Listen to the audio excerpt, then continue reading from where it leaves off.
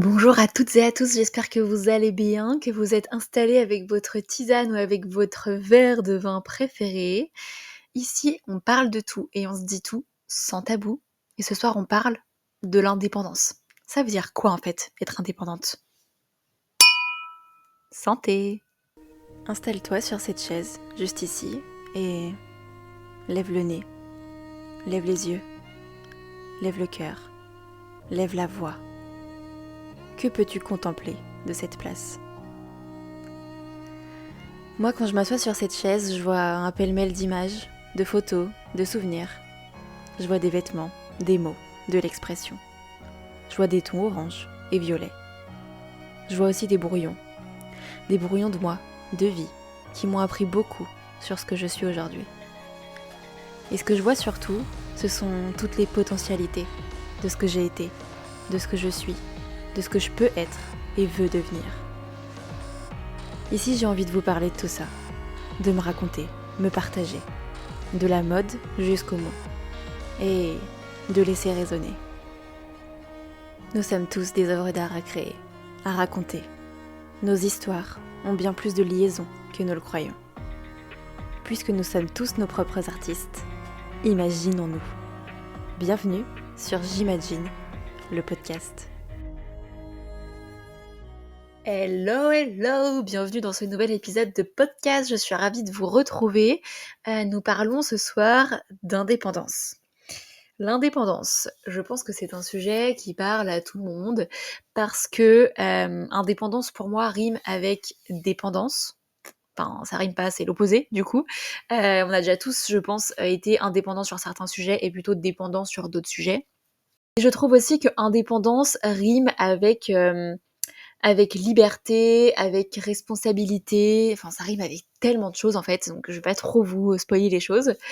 Encore une fois, ce podcast-là, un peu comme celui de la semaine dernière, je pense pas que j'ai véritablement de clés à vous partager dedans, de conseils, voilà, de choses à appliquer, une genre de recette à la fin de l'épisode comme je fais parfois, mais vraiment encore une fois une pensée que j'ai par rapport à plein de choses que j'ai explorées par rapport à l'indépendance et aussi à la dépendance et donc que je viens vous livrer par rapport à toutes mes expériences et par rapport à tout ce que j'ai pu vivre parce que je suis sûre que ça résonnera sur plein de sujets avec vous.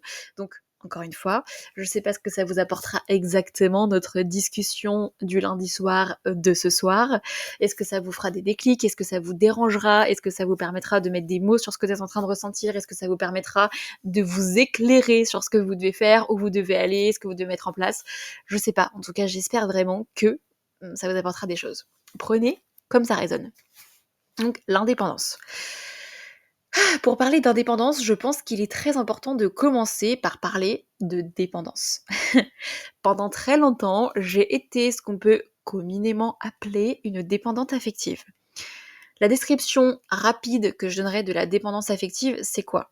C'est quand vous êtes tellement en manque d'amour propre, donc en manque d'amour de vous envers vous, que vous allez chercher des bouts d'amour à l'extérieur de vous. Vraiment, c'est l'image la plus claire et la définition la plus claire que je pourrais vous donner. Si je vous donne encore une autre image, c'est comme si en fait, voyez-vous comme un vase. C'est une amie avec qui je discutais un jour qui m'a donné cette image et je la trouve vraiment, vraiment très parlante. Je sais que de temps en temps elle écoute mon podcast, donc si jamais, je sais que tu vas te reconnaître. C'est comme si voilà, vous étiez un vase et que dans ce vase, admettons, vous avez que de l'eau jusqu'aux genoux. Et pour vous, donc de l'eau jusqu'aux genoux, ça veut dire qu'en gros, vous avez de l'amour pour vous-même à 10%, vous voyez? Parce que quelqu'un qui a vraiment beaucoup d'amour pour lui-même, il a le vase rempli. Et donc, cette personne, elle a besoin, ce vase, il a besoin d'être rempli. Parce qu'en fait, l'eau qui est à l'intérieur, c'est un peu comme de l'énergie vitale. Donc, quand vous allez parler à des gens, vous allez perdre un peu d'eau. Quand vous allez vous occuper de quelqu'un, vous allez perdre un peu d'eau. Donc, vous avez besoin que cette ressource, elle se recharge, en fait. C'est comme dans la vie de tous les jours, si vous buvez pas assez, si vous mangez pas assez, bah, à force de dépenser de l'énergie, si vous mangez pas, que vous buvez jamais, bon bah, ça va être compliqué de survivre. Donc, ce vase que vous êtes rempli que jusqu'aux genoux d'eau, bah, en plus de ça, à la fin de la journée, perdre encore un peu d'eau parce qu'il aura souri des gens, parce qu'il aura parlé à des gens, parce qu'il aura travaillé sur tel sujet, parce qu'il aura fait un câlin à ses enfants qui avaient besoin de son amour. Voilà, donc vous donnez et distribuez de l'eau tout le temps. Ce vase, il distribue de l'eau. Et il a besoin de retrouver de l'eau. Sauf que il ne sait pas comment faire pour, de lui-même envers lui-même, se remettre de l'eau. Et donc, la seule manière qu'il a trouvé de se remplir d'eau, c'est d'aller chercher à l'extérieur. Donc, quand je vais m'occuper de quelqu'un et qu'en retour, il va me dire que je suis quelqu'un de super génial, boum, ça me rajoute de l'eau jusqu'aux hanches. J'exagère, voilà, j'exagère un peu, mais quand mon patron reconnaît que le travail que je viens de faire est vraiment top, qu'il me félicite, boum, ça me remonte de l'eau jusqu'à la poitrine.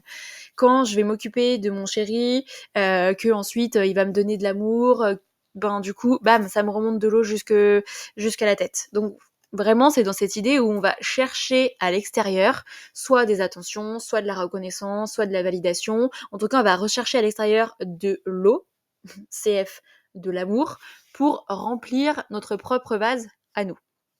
Donc ça, c'est la dépendance. Je ne suis pas indépendante parce que je ne sais pas me remplir toute seule. Je vais chercher à l'extérieur des moyens de me remplir.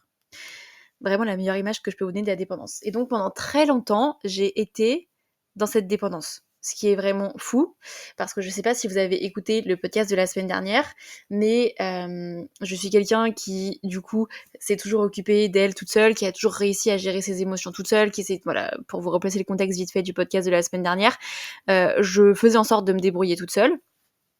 Et en même temps, du coup, j'ai été quand même dépendante des autres. C'est très paradoxal, parce que je m'occupais de moi-même, donc on peut dire que dans un sens j'étais indépendante, mais en même temps j'étais dépendante. Je pense que l'explication à tout ça, c'est que le fait de m'occuper trop des autres, d'avoir ce syndrome de la sauveuse, de du coup m'occuper tout le temps de moi-même, c'était pas véritablement que j'étais en train de me donner de l'amour, c'était juste que j'étais en train de jouer une identité, d'avoir une posture qui allait arranger les gens qui étaient autour de moi. Et donc, dans un sens, ben, j'attendais, je voulais les aider, je voulais les sauver, je voulais être là pour eux, parce que comme ça, en retour, j'allais me sentir importante et donc ça allait remplir mon bol d'eau. Vous voyez? Donc j'étais méga indépendante avec mes émotions à moi pour me retirer et ne pas déranger les autres. Et comme ça, en ne dérangeant pas les autres, je brillais pas trop fort, je m'occupais d'eux, je les sauvais, et donc, boum, ça me remplissait d'eau parce qu'ils me validaient, parce qu'ils m'aimaient, parce qu'ils me reconnaissaient. Voilà, donc paradoxal, pas tant que ça finalement. Je pense sincèrement que la moitié de cette terre a déjà été dépendant affectif, vraiment. Parce qu'en même temps, c'est compliqué aussi de faire la part des choses dans la dépendance. Parce qu'il y a la dépendance affective plus, où en fait on se repose sur les autres. On sait même pas vraiment qui on est, on sait vraiment pas vraiment ce qu'on doit faire pour remplir notre bol d'eau, parce que on est toujours focus sur les autres. On fait ce que les autres attendent de nous, on fait ce que les autres veulent de nous, parce que si on fait ce qu'ils attendent de nous, si on fait ce qu'ils veulent de nous, ils vont nous valider, ils vont nous reconnaître, ils vont nous aimer, donc ils vont nous remplir notre eau. En tout cas, c'est ce qu'on a l'impression. Il y a cette dépendance affective plus là. Et après, pour moi, il y a, quoi qu'il arrive, une dépendance aux autres, mais qui est équilibrée, dans le sens où tout être humain, selon moi, ne peut pas être totalement indépendant, et donc forcément un peu dépendant, parce qu'on est des êtres qui vivent de manière connectée. On a besoin de voir dans les yeux de ceux qu'on aime, qui nous aiment aussi, on a besoin d'aller chercher de la validation et de la reconnaissance à l'extérieur, parce que ça nous permet, même si on sait déjà qu'on est super forte sur la prise de parole en public, le fait que quelqu'un le valide, que quelqu'un nous reconnaisse et nous donne un métier, du coup, dans la prise de parole en public, parce qu'il a reconnu ce talent-là en nous, on le recherche forcément, parce que c'est ce qui va nous faire avoir un métier. Qu'on va se mettre en relation avec quelqu'un, forcément, qu'on a envie qu'il nous valide, qu'il voit en nous des choses qu'il aime, pour qu'il décide de rester avec nous. Donc, je sais pas si on peut appeler ça de la dépendance, en vérité, je pense pas. C'est juste qu'on est quand même des êtres qui sont tout le temps interconnectés, et pour moi, on est obligé d'être interconnectés. On a besoin de partager des choses avec les autres, on a besoin de l'amour des autres, quoi qu'il arrive, on a besoin de l'attention des autres, on a besoin de la reconnaissance et de la validation des autres. Donc, on n'est pas totalement indépendant pour moi, parce que on a besoin des autres dans notre vie. Et je pense que quand c'est équilibré, quand surtout c'est accepté, c'est ok. Voilà.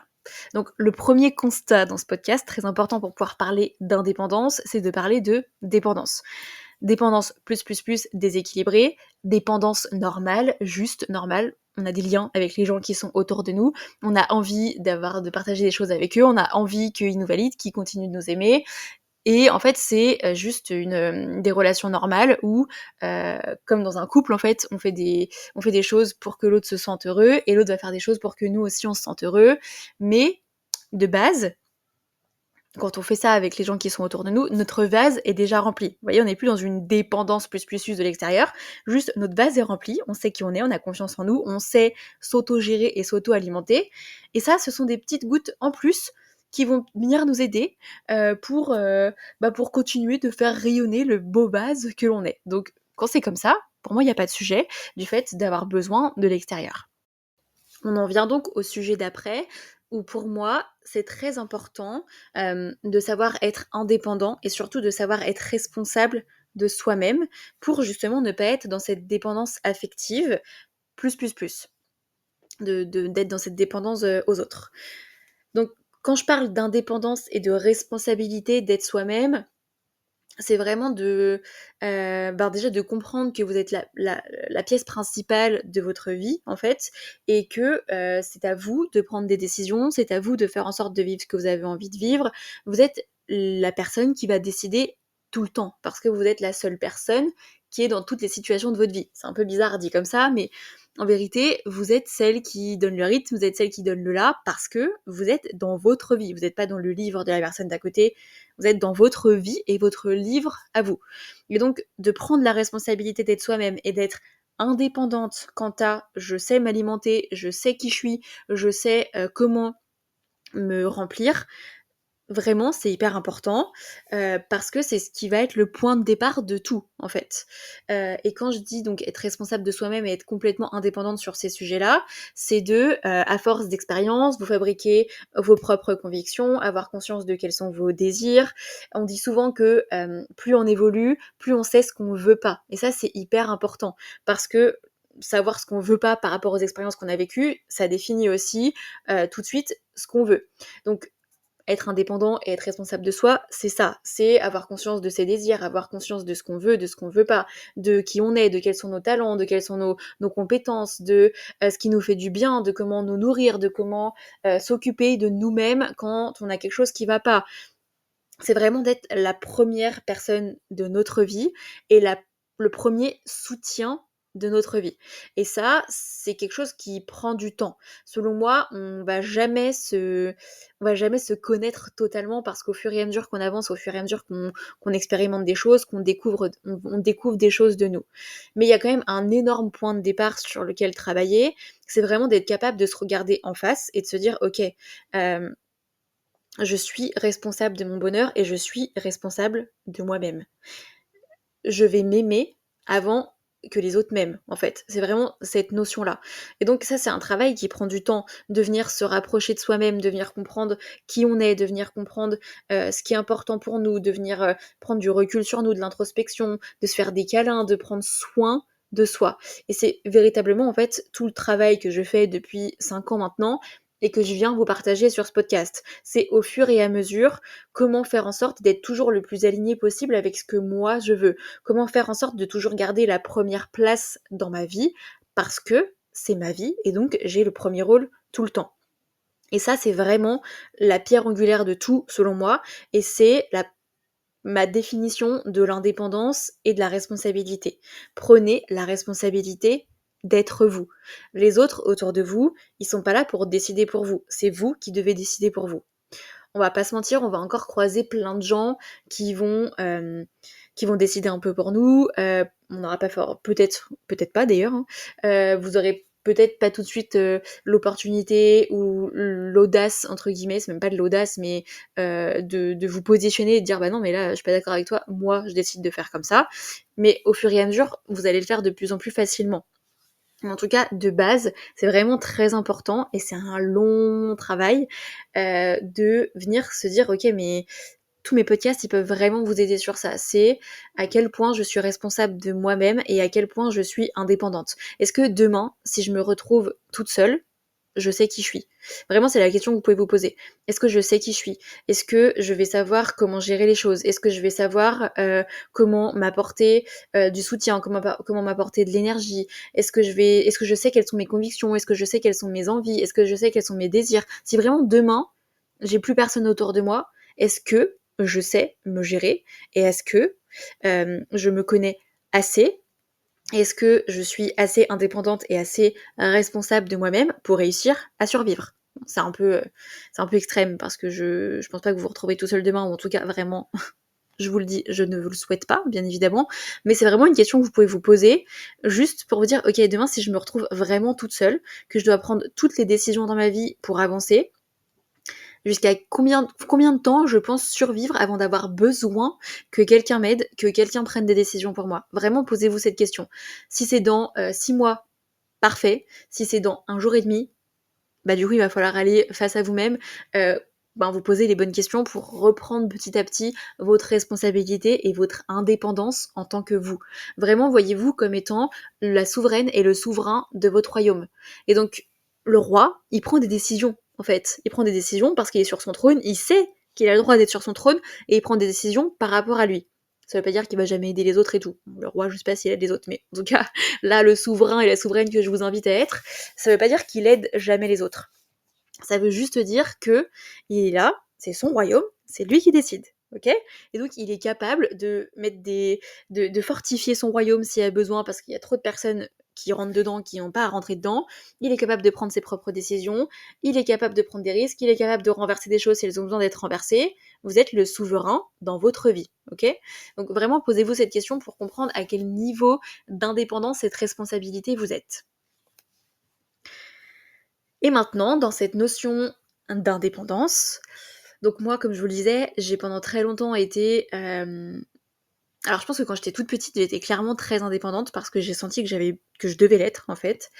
Ensuite, j'ai été un peu en carence parce que je me suis rendu compte que j'avais quand même besoin un peu qu'on s'occupe de moi et tout. Et donc ma manière de faire, ça a été vraiment de continuer d'être la sauveuse, de me mettre un peu de côté pour qu'on s'occupe de moi et pour qu'on me valorise, et donc dépendance affective plus plus. Et ensuite, quand j'ai commencé à me poser des questions, que j'ai commencé à prendre mon indépendance, à devenir la souveraine de mon royaume et à prendre la responsabilité d'être moi, j'ai été trop indépendante. Trop indépendante dans le sens où je voulais tout réussir toute seule, ça rejoint le podcast de la semaine dernière, je voulais tout réussir toute seule, je voulais tout réussir par moi-même, j'avais besoin en fait même d'avancer très vite, de réussir pour me prouver, vraiment j'avais cette notion de vouloir me prouver que j'étais capable de faire les choses seule, que j'étais capable d'accomplir des choses, que j'étais capable de réussir par moi-même.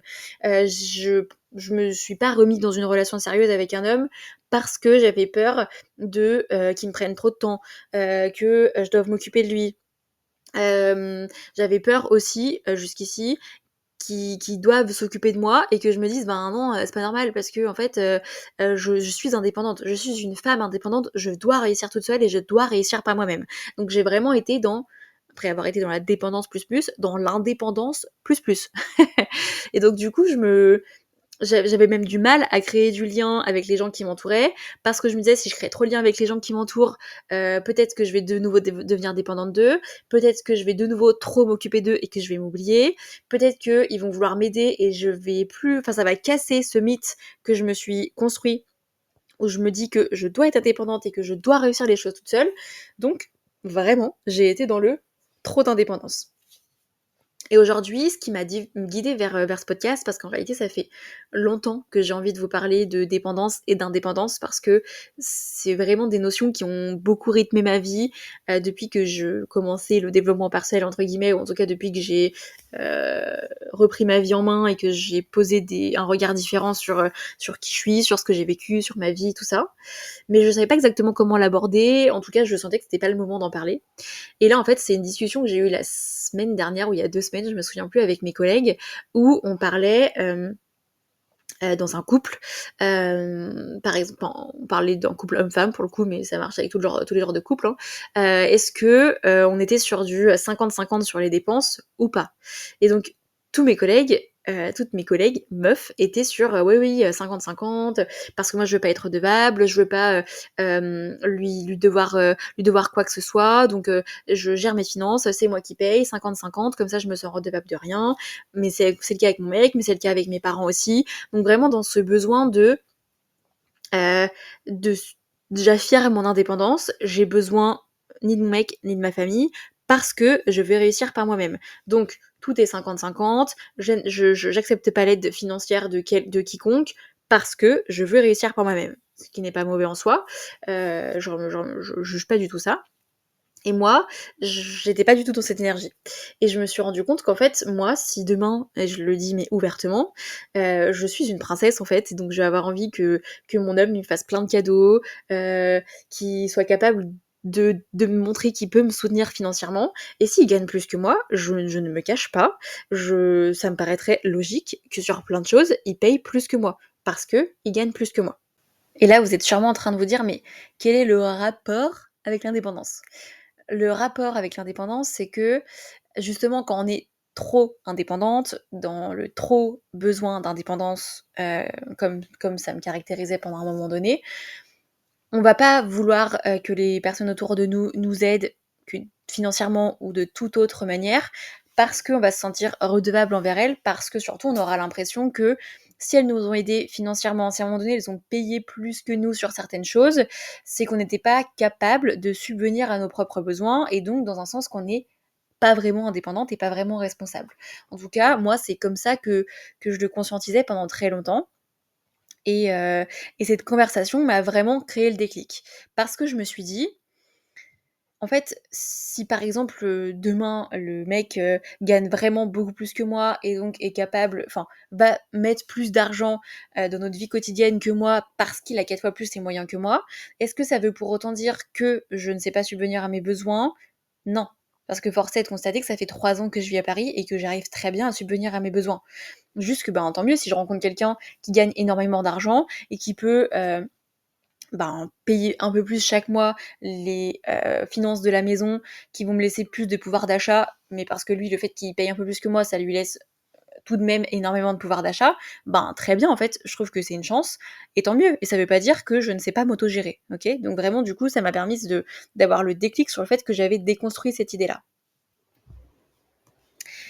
Et en allant même plus loin, moi j'ai un énorme projet qui me tient à cœur, sur lequel je suis en train de travailler. Et je me dis que même si cet homme, par exemple, venait à me dire: «Bah écoute, je te prête ou je te donne l'argent pour ce projet-là», est-ce que ça veut pour autant dire que je n'aurais pas réussi sans lui? Non. Jusqu'à pas longtemps, véritablement, je croyais ça parce que je me disais que justement, il fallait forcément que je réussisse toute seule et que je prouve à moi et au monde que je pouvais réussir toute seule. Si cet homme, il décide de me prêter ou de me donner l'argent pour que je puisse évoluer sur mon projet, si cet argent, lui, il me l'avait pas donné, je serais allée le chercher ailleurs, en fait, parce que ce projet sur lequel je suis en train de travailler, c'est un de mes rêves qui me tient le plus à cœur et je vais tout faire pour que ce projet voie le jour. Si c'est pas mon mec qui va m'aider sur ce sujet-là, ce sera quelqu'un d'autre, en fait. Peut-être que je me serais pris 15 portes, dans la tête, par toutes les banques que je serais allée voir et que j'aurais pas mené ce projet, tout de suite, mais dans 3 ans, j'en sais rien, je donne vraiment des dates, approximatives, enfin qui sont pas justes, c'est vraiment juste pour parler. Mais quoi qu'il arrive, j'aurais réussi à trouver cet argent pour que mon projet se mène à bien. Et ensuite, si on creuse encore un peu plus, en finalité, ce projet, si j'y arrive, c'est parce que j'y aurais mis tout mon cœur, parce que j'y aurais mis toutes mes tripes, parce que j'y aurais mis toute ma sueur, parce que je lui aurais donné du temps, parce que j'aurais fait en sorte que ça existe. Donc oui, mon mec m'aura aidé et aura participé. Si c'est pas lui qui avait participé financièrement, ça aurait été quelqu'un d'autre. Mais en finalité, est-ce que ça m'enlève les mérites si ce projet voit le jour et si j'arrive jusqu'au bout? Non.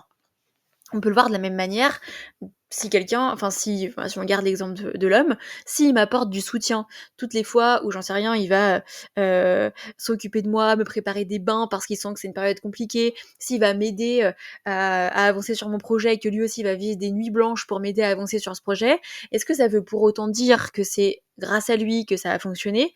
Non. Quoi qu'il arrive, j'aurais réussi à mener à bien ce projet. Si ça avait pas été lui qui m'avait, soutenue, peut-être que j'aurais appelé plein de fois ma mère ou mes potes en chialant les fois où j'aurais douté. Peut-être que c'est mes potes qui seraient venus faire des nuits blanches avec moi pour m'aider. Peut-être que je me serais débrouillée toute seule, mais j'aurais fini par y arriver, en fait. Donc en fait, c'est pas parce que des gens viennent vous donner la main et viennent vous aider que ça vous enlève de l'importance dans ce projet-là, et surtout, c'est pas parce que des gens viennent vous aider financièrement ou autre que ça veut dire que vous n'y seriez pas arrivé sans eux, et surtout que tous les mérites leur reviennent à eux. Pas du tout. Si on reprend en fait l'image du roi souverain de son royaume, une fois que vous avez compris que votre place était sur le trône, vous prenez la place sur le trône et vous décidez de comment faire évoluer votre royaume, aka votre vie. Parce que votre vie doit ressembler à ce que vous voulez. Donc, ok, vous êtes sur le trône, vous prenez les décisions, vous êtes capable de prendre des décisions, vous êtes capable de prendre des risques, vous êtes capable d'envoyer valser ce qui a besoin d'être envoyé valser pour pouvoir gérer et faire évoluer votre royaume. Parce que vous êtes indépendante, responsable de votre vie, et vous avez compris que vous devez d'être sur ce trône et de gérer votre royaume pour qu'il avance et qu'il ressemble à ce que vous souhaitez. Maintenant, je pense tout de suite à Louis XIV quand je pense à roi sur le trône. Je n'étais pas avec Louis XIV, je ne l'ai pas croisé dans ma vie, mais je sais qu'il avait plein de gens dans sa cour, il avait sûrement des conseillers, et même si en finalité c'est lui qui prenait les décisions, il avait plein de gens autour de lui. Et le fait qu'il prenne des conseils et que parfois des gens lui disent ah bah peut-être que tu devrais faire comme ça, je fabule parce que ça se trouve il en avait rien à carrer du conseil des autres, mais là moi dans mon histoire ça m'arrange qu'il ait besoin du conseil des autres, ça lui enlève pas pour autant de sa superbe. C'était, quoi qu'il arrive, Louis XIV, roi soleil, qui a construit Versailles et qui a bâti un royaume de ouf à l'image de ce qu'il était et à l'image de ce qu'il voulait. Donc vraiment, le message à retenir là-dedans, et c'est pour ça que je suis venue vous enregistrer ce podcast maintenant, parce que grâce à cette conversation et grâce à ce débat qu'on a eu, ça m'a permis de me rendre compte que je m'étais équilibrée dans mon indépendance. Je sais qui je suis, je sais que je suis responsable de moi-même, que je suis indépendante et que je sais subvenir à mes besoins. Déjà en premier lieu, j'ai défini quels étaient mes besoins, mes envies, et je sais comment subvenir à tout ça. Mais ça ne veut pas dire que je n'ai pas le droit d'avoir de l'aide autour de moi. Parce que ça en revient à ce que je disais pratiquement au début du podcast, c'est que pour moi, nous sommes des êtres humains qui sont par définition interconnectés, on a besoin des autres autour de nous. Et c'est grâce à des personnes autour de nous qu'on va pouvoir voir les choses autrement, qu'on va pouvoir aussi faire évoluer et faire avancer notre royaume. Mais ça n'enlève en rien le fait que nous sommes sur le trône, que nous avons le droit d'être là, et ça nous rend en rien redevables des gens qui sont autour de nous, parce que, ouais, ils nous ont conseillés, ouais, ils nous ont soutenus, ouais, ils nous ont aidés. En finalité, c'est moi qui ai pris les décisions, c'est moi qui ai été là, c'est moi qui ai fait en sorte de continuer de gérer mon royaume. J'ai pas attendu après toi pour faire avancer les choses, juste je me suis inspirée de toi. Et il y a plein de gens autour de vous qui gèrent leur propre royaume, qui vont s'inspirer de vous, qui vont vous demander conseil pour avancer sur leur propre vie. C'est pas pour ça que vous allez vous attribuer les mérites de ce qu'ils ont fait. Non, vous pourrez vous dire que vous avez participé à ça, que vous avez conseillé votre ami ou peu importe qui sur ce choix-là. En finalité, la personne qui va s'attribuer les mérites et qui va se dire j'ai réussi à faire ça, c'est la personne qui est sur le trône et qui gère sa vie, ok? Donc, si je devais vraiment résumer ce podcast, c'est de vous rendre compte sur quelle échelle vous en êtes sur la dépendance. Est-ce que vous êtes totalement dépendant des autres ou pas? En vérité, est-ce que vous êtes sur votre trône, en fait? Ou est-ce que vous l'avez laissé libre parce que vous vous sentez pas de le prendre, parce que vous avez l'impression que c'est pas à vous de le prendre, parce que c'est plus facile de le laisser aux autres, il y a plein de raisons. Mais en tout cas, est-ce que vous êtes sur votre trône? Si vous n'êtes pas sur votre trône, bon bah, déjà, la première étape va être de monter sur le trône. Et quand vous êtes sur ce trône-là, de vraiment construire votre indépendance, de prendre la responsabilité de vous-même et de votre royaume, d'être souverain et souveraine de vous-même, en vous demandant ce que vous aimez, ce que vous n'aimez pas, quels sont vos désirs, quels sont vos besoins, qu'est-ce que vous voulez, qu'est-ce que vous voulez pas, pour façonner votre royaume par rapport à ce que vous êtes, et pour réussir à subvenir à vos propres besoins, à vos propres envies, à vos propres rêves, de vous-même envers vous-même, parce que vous êtes responsable. Et à côté de ça, d'avoir conscience que les gens autour de vous peuvent aussi vous nourrir et vous apporter. Si par exemple là vous avez vécu une situation très très très difficile émotionnellement, qui vous a fait perdre plein d'eau dans votre vase et qui à un moment donné vous a fait un peu tomber de votre trône, si une amie à côté de vous vient vous aider à vous remettre sur votre trône, qu'elle va vous aider, vous conseiller, vous soutenir, être un appui, ça ne veut pas dire que vous ne savez pas vous débrouiller par vous-même. Ça veut juste dire que parfois, on a besoin de l'aide et du conseil des autres. Ça n'enlève en rien le fait que nous avons le droit et le devoir d'être sur notre trône et d'avoir notre indépendance et notre responsabilité de nous-mêmes. Donc de savoir rééquilibrer cette indépendance. J'espère que ce podcast vous aura plu, qu'il vous apportera énormément. Comme d'habitude, n'hésitez pas à me le dire en commentaire de ce podcast ou sur Instagram, en message privé si vous n'avez pas forcément envie que tout le monde lise. Et d'ailleurs, n'hésitez pas à aller sur mon Instagram, il est dans la légende de ce podcast-là. Je partage plein d'autres messages. Donc voilà, je serais ravie de vous y trouver. Je vous fais plein de bisous et je vous dis à la semaine prochaine. Ciao!